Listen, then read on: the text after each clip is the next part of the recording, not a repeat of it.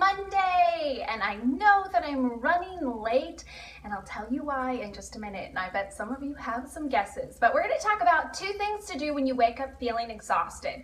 And I brought these flowers up from upstairs because I thought they kind of aptly pictify, you know, the drooping flowers. There are just some mornings when we wake up feeling just great, and other mornings when we wake up feeling all droopy like these flowers. So we're going to talk about that. Yeah, you made it live, Tracy. Okay, so any guesses as to why I'm running late? Maybe someone has some guesses. We stayed up really late last night because the Royals won the World Series. It was my husband's boyhood dream come true. And so we stayed up until probably about 1 o'clock.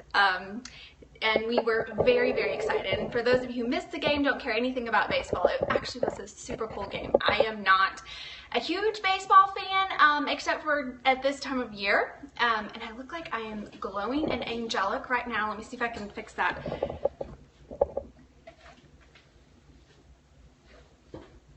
There we go.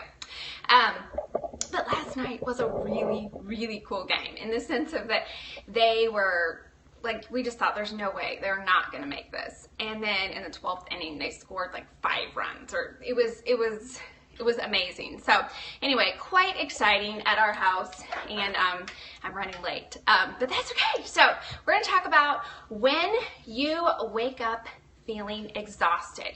What do you do? For those of you who are new, my name is Crystal Payne, and I'm the founder of MoneySavingMom.com, as well as the New York Times bestselling author of the book Say Goodbye to Survival Mode. And I'm also the creator of the 14-day online course called Makeover Your Mornings, and that's at makeoveryourmornings.com. Welcome. I know we have some new people today, and I'm so glad to have you all here. I am also wife to Jesse. We've been married for 13 years. We are Kansas transplants, which is why go Royals. We live in the Nashville, Tennessee area. We're self-employed entrepreneurs, and we have 3 kids. Catherine is 10, Caitlin is 8, and Silas is 6. And it's a very exciting week at our house because not only did the Royals win the World Series, but I have a new book coming out tomorrow. And I've been working on this book for many, many, many, many, many months. And so I'm very excited and a little bit exhausted because for those of you who have launched a product or had some big launch like this before, you know that there's a lot that goes into this, and I'm kind of in the home stretch and I'm tired. And so I just wanted to talk about today and tomorrow, we're going to talk about what do you do when you feel this exhaustion and you wake up feeling tired. And so 2 things. I'm going to share 2 things today, and then tomorrow I'll continue it and share 3 more. But number 1, stop comparing yourself to others. Now you might think this is a weird thing, but I think sometimes our exhaustion comes from looking all around and seeing how so many people are doing so many things.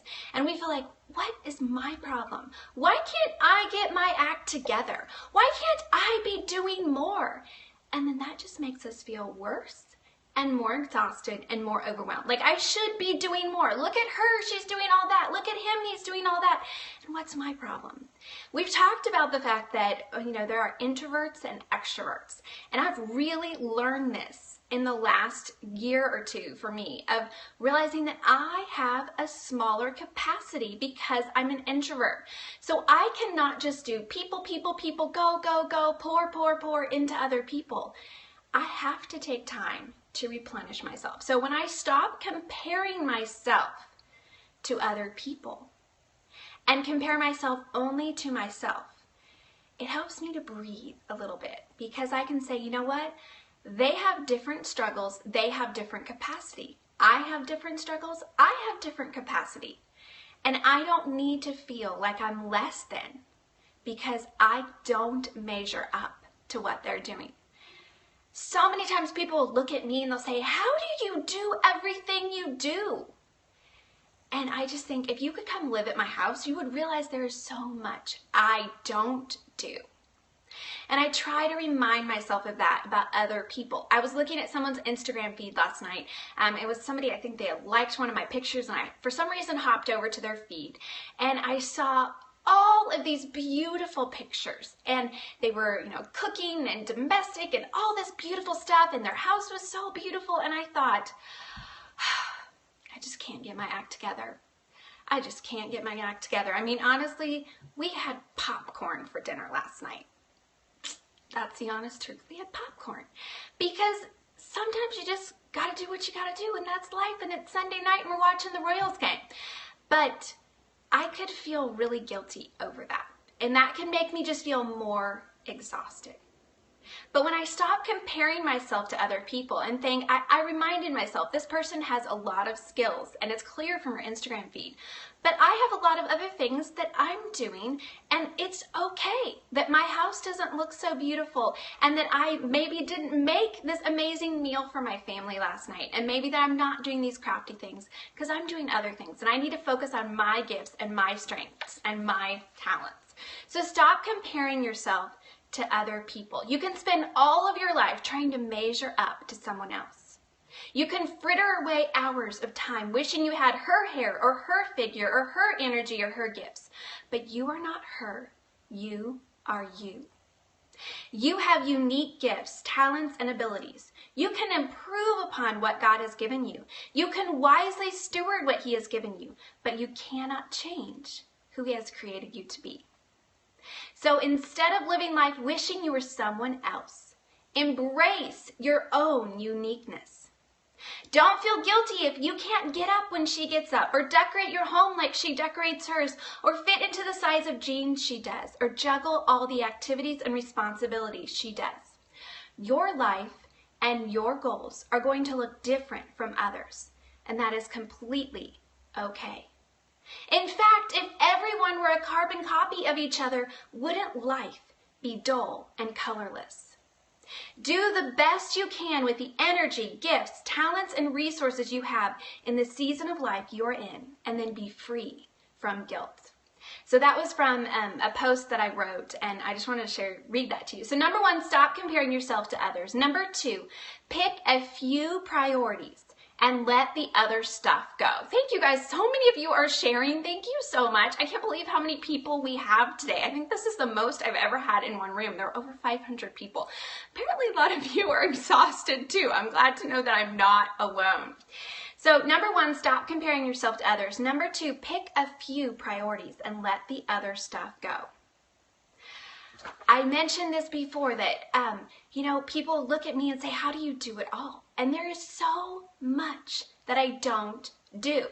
For instance, in all honesty, I am launching a book tomorrow. And so guess what? The next 2 days, I have a babysitter who is coming to my house, who is going to help me with my kids, with my laundry, with the homeschooling. She's just going to be at our house the next 2 days so that I don't completely exhaust myself.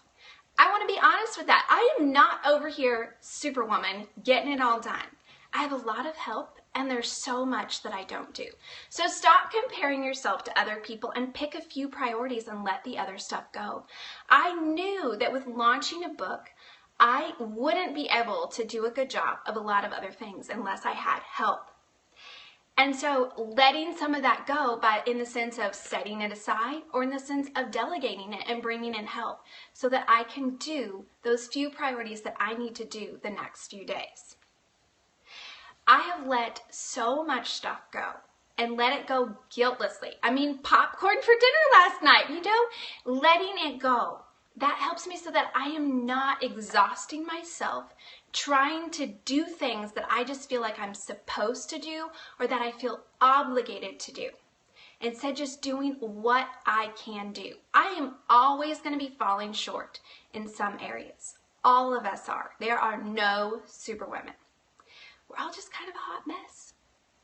But we all have our strengths, we all have our gifts, and we need to pick the few priorities, the things that are going to matter most at the end of our life, and wrap our life around those and not feel guilty about everything that we're not getting done.